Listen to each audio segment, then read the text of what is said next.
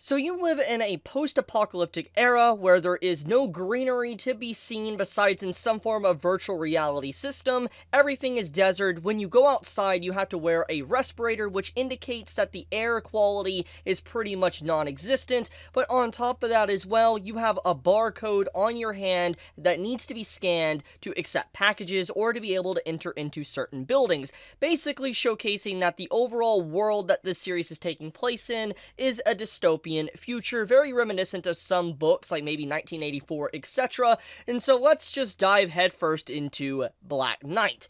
So I read this series. It's relatively new at this time. There's about 6 chapters out currently, and I saw it being advertised on webtoon because I was looking for something to read, and I saw this cover image. I was like, yo, this is a pretty cool looking image. I always do like, characters that have, let's say, respirators or something on. I don't know, just something about the design. It's kind of like those that are into, like, Plague Doctor masks, stuff like that. And so when I saw, like, the respirators on the characters and the designs, I was like, yo, that's pretty cool. And then as I continue to read and all that, really not knowing what to expect, I love the overall artwork that was being showcased. Like, oh my goodness, the artwork. Like, I really love, like, the black and white tones as well that is used throughout this webtoon that I read. And I'm just gonna say, like, if you love good art, you're probably going to enjoy your read of this series. But I'm getting ahead of myself. Let's actually kind of dive into the nitty-gritty of what has been set up so far with Black Knight, besides obviously the brief little world building I did at the beginning of the video.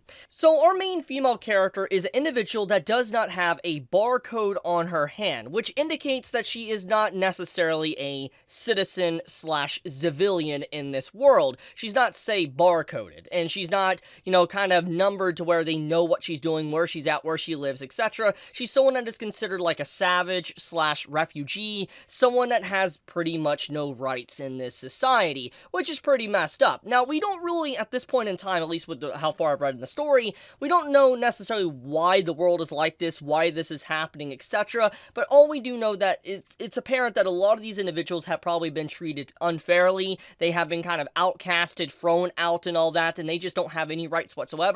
So they turn to these very tribalistic and savage tactics to be able to survive and get food, which I feel like is what's going on later on in the chapters, and I'll discuss more about that in a second. But anyways, our main female character, she's someone that wants to have rights. She is someone that wants to have status to where she's able to live a relatively normal life without actually having to worry about, let's say, the government coming after her. And we get to see a lot of her backstory, which is pretty freaking dark, how she was someone that was kind of like a wanderer slash traveler, and she had multiple different families over the course of her childhood, and she lost them back to back. She lost her childhood, like she lost her family or her new family. It's a legitimately dark origin story for her, just showcasing how much she's already lost so far at a young age. And eventually she managed to wind up in the care of someone that is an actual civilian that took her in. And we don't know necessarily the reasons for this and all of that, but we can only assume there's probably some ulterior motive. Maybe the individual just, had compassion because she was a kid.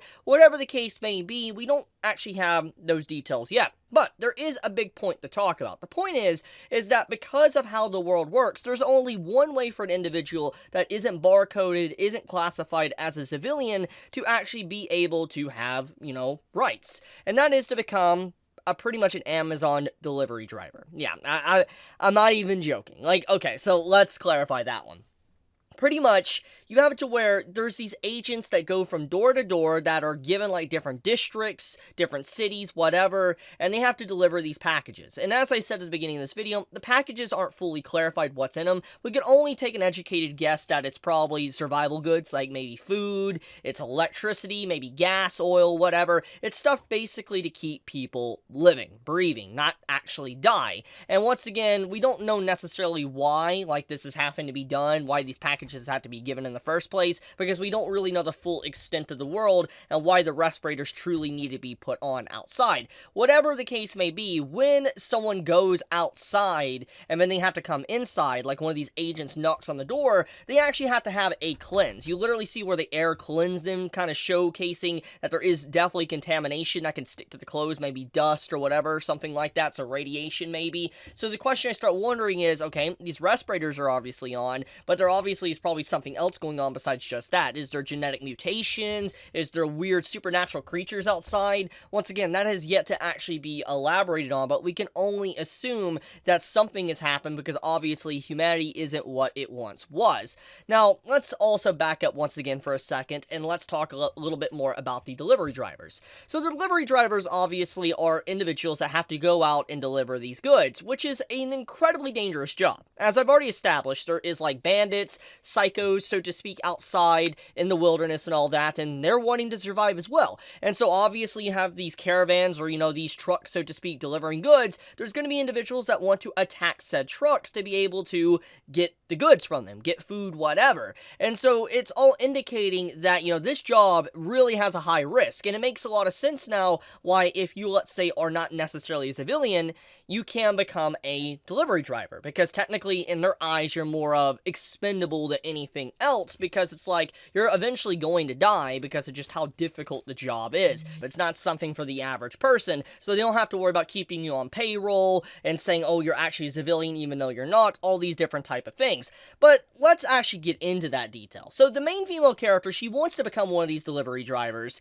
and she meets someone very early on that she's like, hey, I want to become one, and it's kind of clear that she wants to be trained by him, but he's pretty much saying, nah, I'm not going to do that and all that, you gotta work it up and, actually get this job properly. And it's kind of implied that to be able to even become one of these truck drivers, you actually have to go through like a battle arena. You have to fight with other savages, other individuals that want to become one of these drivers, and so it's a huge competition, a huge battle royale, so to speak, and it takes a lot of time. And these spots only open up as well when, let's say, someone dies. Like, for instance, if a truck driver dies, that's when a spot opens up. So clearly, if there is some foul play here, theoretically, a really bad person could try to open up a delivery driver spot and then try to get it.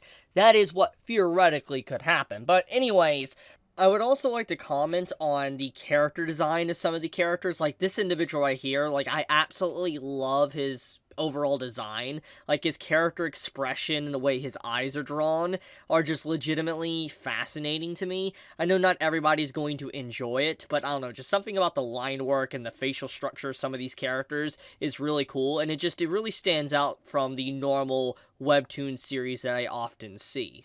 The point is that the story is incredibly interesting, very dark. It's very different from the stuff I normally cover, like in terms of like webtoons, webcomics, etc. Because like I said, it's a post-apocalyptic era in a desert with just these respirators. And if you're one of those guys that really like those themes, you like a Borderlands type theme or a Doom type theme, anything like that, you're probably going to enjoy Black Knight. I fully recommend it. I'll have a link in the description as well if you want to check it out. And if you click on the link, it does help me out just for clarification, and I would greatly appreciate it if you did. Like, I really do like this series because I always pick out stuff that's very interesting and kind of catches my eye, and this series actually did catch my eye, and I thought, I was like, yo, this is actually pretty enjoyable. I think you guys, might actually like this.